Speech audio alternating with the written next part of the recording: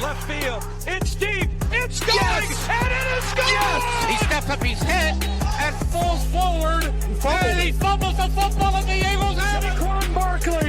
Saquon Barkley's the guy. He's going to take it. Touchdown from 65. All right.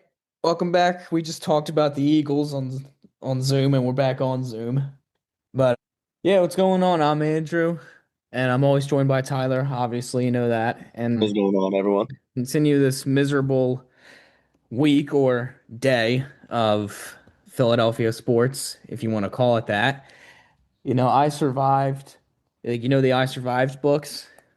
Yeah. Yeah, I survived January 16th, 2026 as a Philadelphia Phillies fan. Yeah, because everyone's sport heart got ripped out of their chest They distraught. Like at around 2 o'clock yesterday. There's really no way to say it. Yeah, around 12 o'clock, we've had found out that Bichette had agreed to a deal with the New York Mets, and that the Phillies. This was a done deal.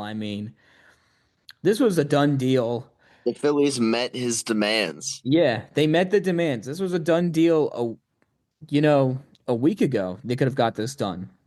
Seriously, they had Bichette locked up. They had the 7-year, $200 million contract that he wanted all set, and the Mets lost out on Kyle Tucker because the heaping Dodgers came in And offered him a ridiculous contract. Which we'll get to in a second.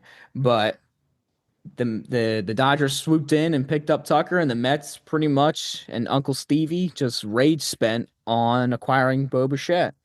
$42 million, 43 it was per season. That's a lot of money, and the Phillies were not willing to go that way. They were willing to go the long way, and it's unfortunate. And their response, which no one was wanting, was bringing back JT Realmuto on a 3-year deal, $45 million, and that contract could go up to 3 years and $60 million.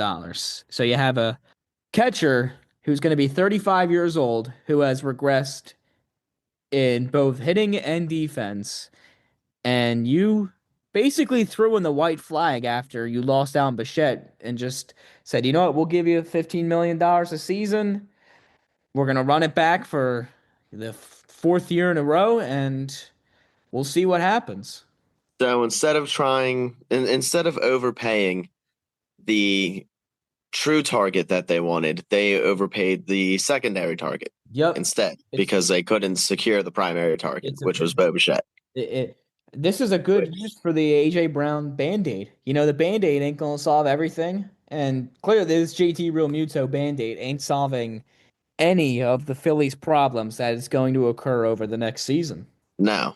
And in fact, he's probably going to end up adding to it. Yeah, most likely. I really don't expect a lot from JT. You decided to give a guy that is 35, $15 million a year. And I understand that $42 million is a steep price to pay for Bichette, but that doesn't mean just because you missed out on him, you overpay some dude that's 35 years old. Yeah, it's the white flag move. This is it's like the Eagles. Well, I'm making an Eagles reference here. It's like Alshon Jeffrey. Alshon Jeffrey is the Phillies. The football is Bichette, and Marshawn Lattimore is the Mets. And Alshon Jeffrey's right about to catch that football, and it slips right through his hands and falls into Lattimore's. And that's basically what happened with the Mets basically swooping in to grab Bichette. Yeah, they came in, at the 11th hour, as the expression goes, and they really just offered Bichette something that I don't think anyone would turn it down. They were offered. Yeah, I wouldn't. No one's going to turn down. They gave him the more player-friendly contract. And he essentially signed 3 1-year contracts, 3 1-year deals at $42 million per year. And that's one thing with the Phillies is Dave Dombrowski came out and said it. They don't like giving opt-outs, and They don't like giving opt-outs in contracts. And They want when players to commit. they want players to commit, yeah. Because when you look at all the contracts that they have, Schwarber, Turner, Harper, Nola, all of those contracts are no trade clause, no opt-outs, locked in. And Bichette is still 27. He wants to test the open market again, maybe even improve his value. But with the lockout's going to happen, could change the entirety of how contracts work in baseball next year. Yeah, it definitely could. I mean, the Phillies are going to be falling behind if they aren't going to follow the process of we want all our guys locked up because then you're not going to be able to sign anybody. Yeah, with the new potential stipulations that would be Yeah, put in the place. collective bargaining agreement. Yeah, and we have no idea how that's going to shake out. Because you're giving a Kyle Tucker to the Dodgers for $60 million a season. I mean, Yeah, seriously? Uh, which is absolute that's insanity. absolute insanity.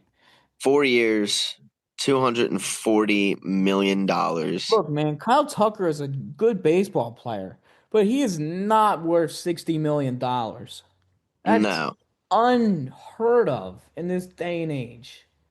he's there's not a single player in baseball that is worth $60 million per season. The only players that are worth it are Shohei Ohtani and Aaron Judge, and maybe Tarek Skubal.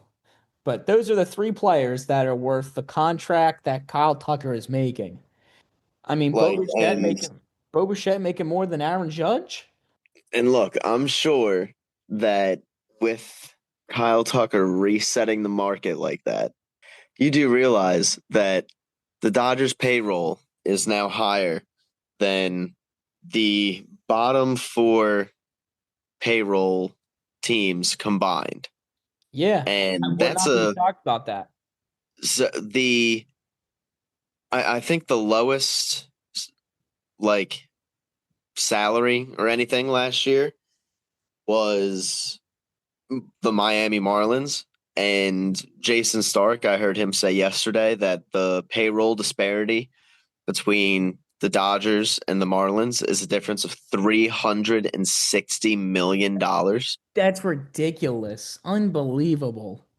That is the This is difference this between the Miami Marlins and the LA Dodgers this is three cannot hundred happen. and sixty Like million this dollars. cannot happen in baseball for the upcoming future because then it's going to be like players signing NBA Supermax type contracts where they're getting paid a ludicrous amount of money and then they're having an opt out after the first year or two and testing the open market again. Here's so And they're gonna have to figure out something because you can't continue to have a league where your bottom five teams are basically a wash every single season. it's a laughing stock whilst the Dodgers rule the roost. And they just continue to win and put more money into the team and spend, and they continue to make it all back because they continue to sell out games, they continue to win, they continue to go into the postseason, they can play freaking they played the most amount of games that you could play by playing 7 games in the World Series. So the money they're making off of that, Yep. there's no way that these other teams are able to realistically compete with the behemoth that the Dodgers are, where they can, it seems, just spend money infinitely because the owners make all of the money back anyway Yeah, it's because of all ridiculous. the deferrals that they're making right now. All the I mean, deferral payments there allow was them to a save this money up front. there was a good video I had just watched on the Tucker contract, and because of the contract, the Dodgers have to pay that 110% luxury tax. Yeah, So with the luxury tax, it's pretty much 1 year for $126 million. That's more than 11 teams' entire payroll, yeah, which is for one player. unbelievable for one player who has not even who doesn't have an MVP. He has a couple silver sluggers and some all-star appearances, but like if I'm signing a player to that type of contract, I want that player to have multiple MVPs, All Stars, Silver Sluggers, and Gold Gloves under themselves. Yeah, it's an absolutely ridiculous amount of money to Yeah, pay they have to change for something. the guy that was the top free agent in what was relatively a weak free agent class. Like Kyle Tucker was the best guy that was out there that was available by all Yeah. estimations. And then, I mean, what? Probably You think Bo Bichette and Alex Bregman, Pete we're Alonso two and and three, Schwarber. Yeah. and then 4 and 5. Or So Alonso and Schwarber. it wasn't really like a completely overwhelming free agent market that was available this year. And to spend 60 million on him when you're going to have much better guys like Tarek Skubal hitting the market next year. It's Dude, just how much money would the Dodgers be willing to give him per season? how much is Scooble gonna make now? 70 million? Like when the Dodgers go to the World Series and they win it again this season, how much money are they going to be able to offer Tarek Skubal to get to upgrade the team even more so that Tarek Skubal will come join the rotation? Yeah. Or Talking they end up trading their farm system because their farm system is loaded. They end up trading their farm system for Scooble, and then like, dude, they'll we accept talking like a Minnesota $70 million contract? Yeah, like Tarek Like, Skubal about to be making the most money in baseball on on a 2 year, $150 million contract. like I wouldn't be surprised by it at this fucking point, dude. Yeah. Like Opt out after the first half of the season. He's gonna re-enter free agency in the second half. he's gonna re-enter free agency at the All-Star Yep, break, at the and All-Star break, he's gonna re-enter free agency. he's gonna get a arbitrated salary or appropriated salary of fucking 80 million for the rest of the season because he performed well enough to be an all-star, so he met some type of clause within his contract. And it's just gonna go back to the Dodgers anyways. Dude, like it's really, really an issue for the entire league. And I feel like the owners actually believe it now at this point that okay, it's time that we really need to do something about whether or not it's a salary cap or something just Or at to least the salary floor. right, just to increase the payroll disparity. Because if you're not going to put in a cap, at least put in a floor so that you can't have teams that are out here that are winning less than 50 games a season, Yeah. like the freaking Colorado Rockies. This is Like, terrible. it's awful for the sport. You're gonna have the Dodgers winning 100 games every single year. Meanwhile, the Rockies and Nationals are sitting down bottom of the barrel competing to see which team will first get to 60 wins. Yeah. And if you are really wanting to expand, which I know is going to be a big topic of discussion with this new CBA coming in, because they talked about it last collective bargaining agreement that Huge talking they would point. be, yeah, they said that once the TV deals end, because they end in line with this new CBA, that there would be talks of expansion. So if you truly want to expand the league, then you have to do something to make all of the teams that are in this league to actually be competitive and compel them to spend money and actually win, because there's no penalty for basically any organization out there just going, you know what, Dodgers are sinking 400 something million into their payroll. There's no way we can compete with that, so we're just not going to try. And that can't be the mindset going forward, because how are you going to expand and add new cities to the league when you got teams like the Miami Marlins that can't even get 10,000 people into their stadium? Yeah. You got teams like the Tampa Bay Rays that are lucky if they have 15 sellouts a year. Like, you can't be expanding to new cities when you have teams that are already within their own cities that have zero market It for and within their own fan base. it's like when you have it's like the one SpongeBob episode where Squidward leaves Bikini Bottom. He goes to the town where it's everyone's like everyone's got the Everyone's same Squidward. mouth. Yeah, everyone's Squidward, and they all do the same thing, and then you can see over time his facial expression changes from a smiley face, and then it just keeps getting worse and worse. Progressively sadder. Yeah, and that's Yeah. like if MLB doesn't change something, that's what's going to be. That's like the outcome. Like the outcome, fans are going to be watching the same exact outcome. The Dodgers dominate, win the World Series. The Dodgers, you know, Dodgers versus Yeah. Blue Jays for the next 35 years. Like it's going to be like Golden State and Cleveland. And eventually, teams that are at that peak for as long as they have been, there's a lot of discontent that gets directed toward those teams. And sometimes there's admiration. But with the Dodgers, I feel like it's more malcontent and discontent just because of the fact that it seems like the way that they just win is because they're able to spend more money than everyone else. Yeah, they have the most money and teams can't compete or they're too cheap. Yeah, and like if that's going to be what gets you to win is just who has the most money, then Pretty it's much. always going to be a team Like a that bidding has, war. the owners that Dodgers, are the richest owners in the league because Dodgers, those are just the teams Mets, that will win. Dodgers, Mets, Yankees, and Phillies. It's a bidding war of who's going to be more successful.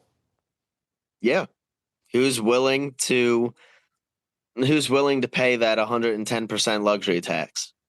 Yeah, and with the Dodgers, they have no problem paying the 110% luxury tax or any of those big market teams. You know, they'll make the money back. Yeah, but a team that's like, the freaking Minnesota Twins, they're They're not going to be able to pay the 110% luxury tax. hell no. There's no way they can afford that. Yeah. So, and as the Dodgers continue to get richer, it's the problem's just only going to get worse. Yep. So something's got to change. Has to. Yeah. So I want to get into Dave Dombrowski's offseason because the article from Matt Gelb yesterday basically signaled that the They were Phillies were done. they were done. Yeah, it's a run back. They were going to add no more meaningful position players. So no more big contracts. Pretty much anybody they add will be another Max Kepler, Jordan Romano contract. And I can say Yeah. by far this is probably one of Dave Dombrowski's worst off seasons of all time. I mean, It's not, it's this been a is a very joke. underwhelming This is offseason. underwhelming. You were in on Bichette for that long. You had him locked in, and then you lose Ranger Suarez to the Red Sox. I know they weren't going to re-sign him, but you could have. You gave Well, I Bichette mean, it's like 200 the Red million. Sox, they gave all that money to Suarez, and you heard that they were in on Bichette. And once they gave all that money to Ranger, you were like, hell yeah, that means Bichette's definitely going to go to the Phillies now. Yep. And then the Mets swoop in last second. It Yep. And steal him heartbreaking. away. Yep. So his offseason was terrible. I mean, there's no way this team is going to be able to compete if you're going to have a trash ass team. They made a couple changes to the outfield, a couple changes to the bullpen, but it's not good enough. So here's the moves. Schwarber, which we knew that was coming. Yep. So that's a run it back move. Yep. Brad Keller, I mean, has had one good season. So that's But basically a all right. gamble. I mean, that's not bad. Adolis Garcia, who's had a worse OPS than Nick Castellanos the last two seasons. Oh, and that's going to be Castellanos' replacement, by the way. Yep. Basically just a cheaper cat, just basically a Castellanos for 10 million instead of 20 million. Yep. And then JT overpaid for a 35-year-old catcher. No wonder So fans are upset. basically, it's a run it back, but instead of it being Castellanos in right field, it's Garcia in right field, Garcia. and they profile exactly the same, Yep. except Garcia's got much better defense. Yeah. They overpaid an aging catcher. It's not hard to see why the fans are upset. It's another year of run it back, and we like what we have in the clubhouse, and we ran into a good club. We won 96 games last year.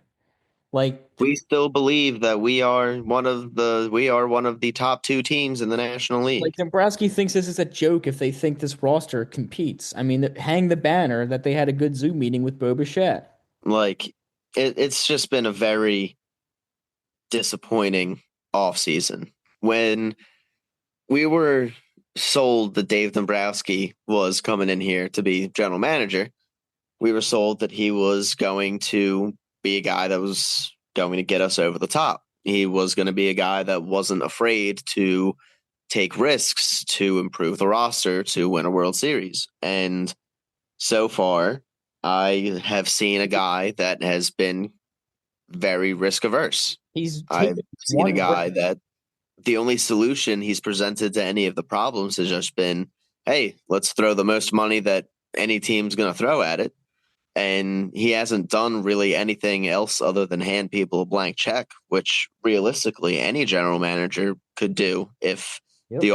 if that is like what the owner is saying. If the owner's going, yo, give him whatever he wants, it's a blank check. Yeah. Any general manager can make those moves. You, the What we only were sold on was Dombrowski was a Hall of Fame general manager that makes Hall of Fame moves, yeah, and this is not a Hall I of haven't Fame. seen those. This is not a Hall of Fame executive. He's made one risk his time here in Philadelphia, and that was trading for Duran. Yeah, I mean, and there's no risk in. I mean, and a little bit trading for Marsh because you traded away O'Hop, okay, and who, O'Hoppy's underwhelming. It's pretty much like he's worse than JT. yeah, he's definitely worse than JT. Yeah, he's worse than JT. With So all that we sit here and say, like, we're disappointed by JT's, return and that's it. JT probably is still one of the top 5 or top 10 catchers yeah, within Major JT. League Baseball. Yeah, it's just a weak catchers. It's a weak position. Yeah, there's not a lot of great catchers. There's not. There's not a lot of good And catchers. I guess they had JT was asking for way too much money too. Yeah, the fact that he waited so long made him more money by the fact that Kyle Tucker took on the contract that Yep. he did. Only because Kyle Tucker took on the contract. If Kyle Tucker doesn't take on that contract from the Dodgers and goes to the Mets, the Phillies have Bo Bichette.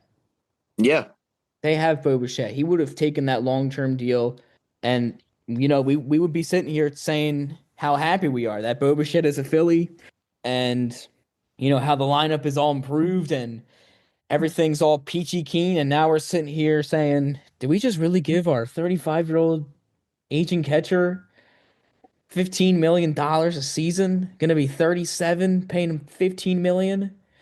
Do we like, yes, really? we Are did. we really running it back? Seriously? I mean, God. Yep, we're running it back. Yep.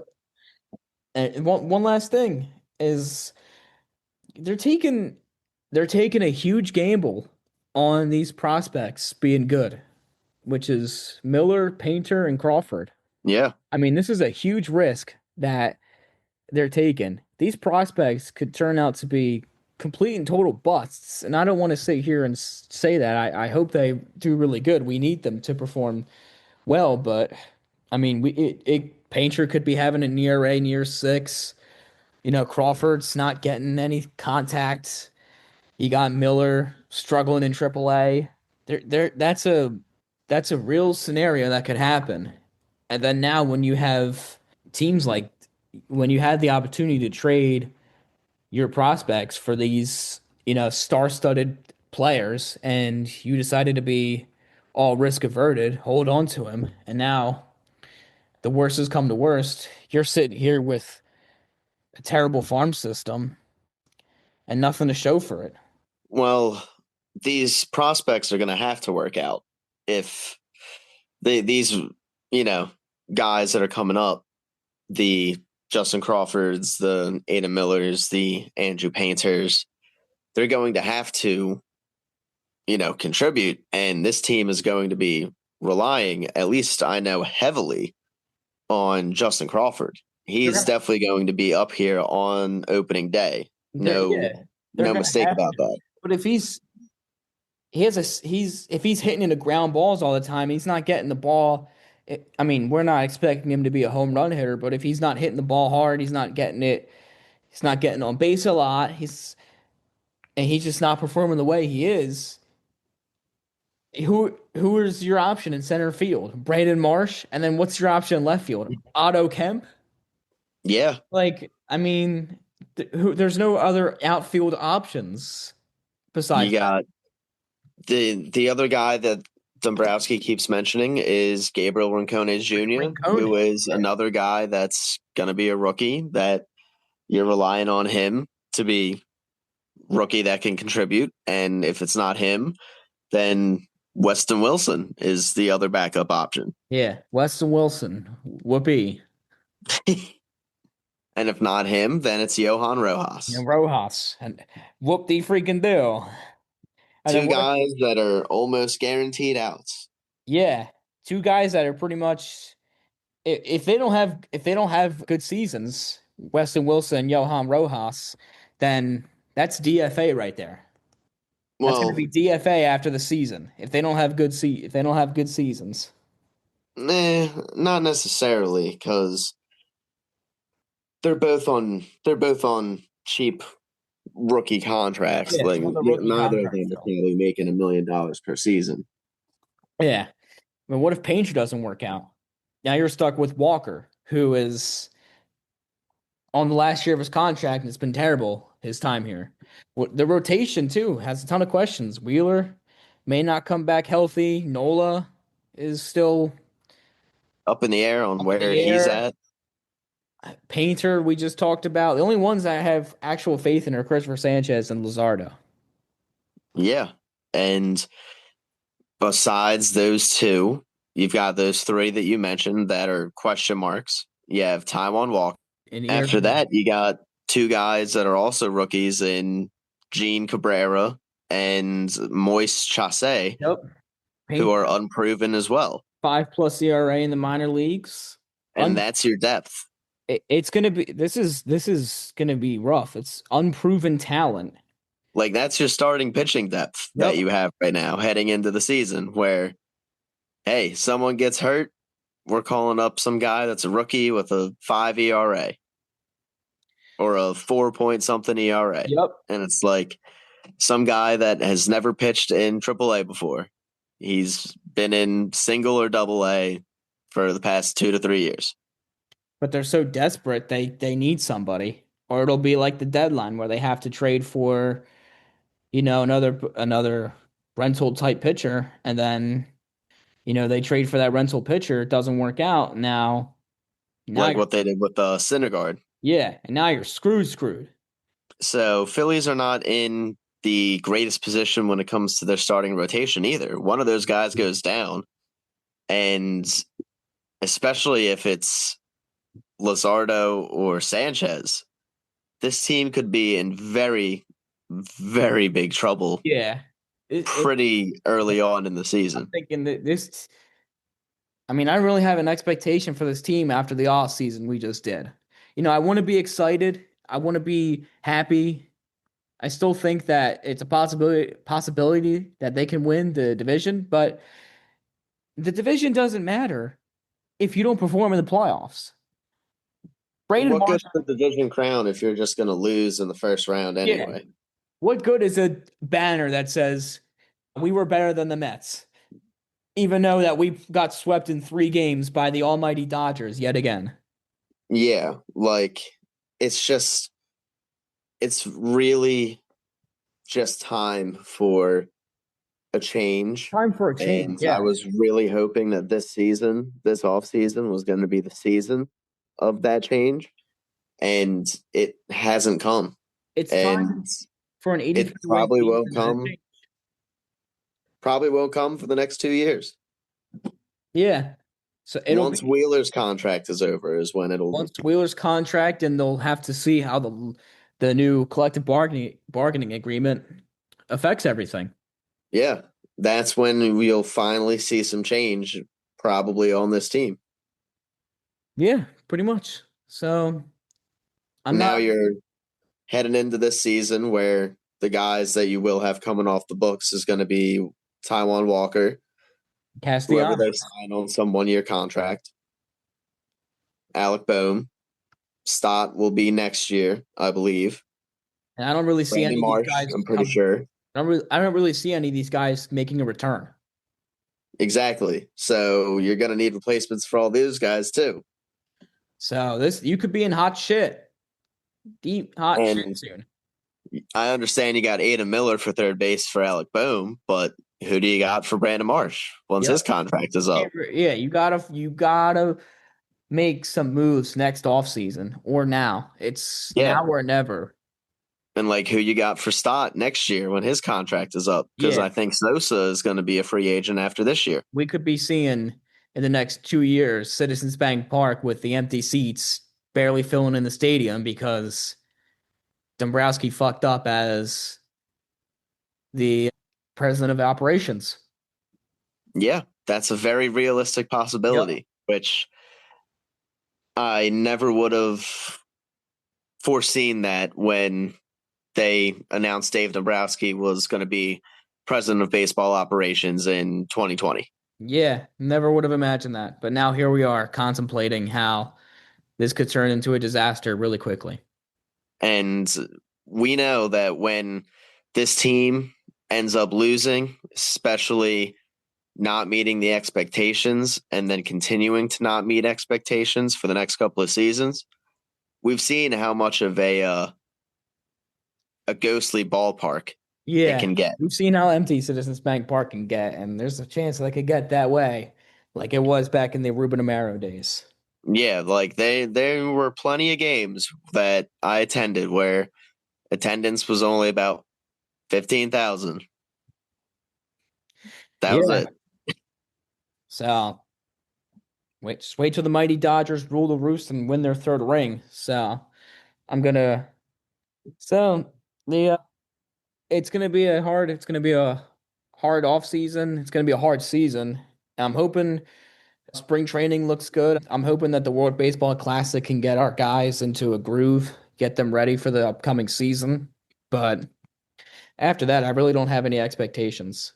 So we're just gonna hope and pray, and we won't be talking about the Phillies probably until a couple weeks or so once spring training starts. Yeah, pitchers and catchers report In a couple what, of weeks. 3 weeks from now, I want to Yeah, say? 2 weeks from 3 weeks. now? So hopefully they make at least some move before then, so we can, actually give talk or I don't know, just do something to make us happy, Phillies fans.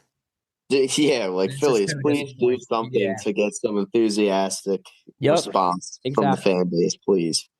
So this week in Philadelphia sports is finally going to end. So thank you guys, and I'll catch y'all next week.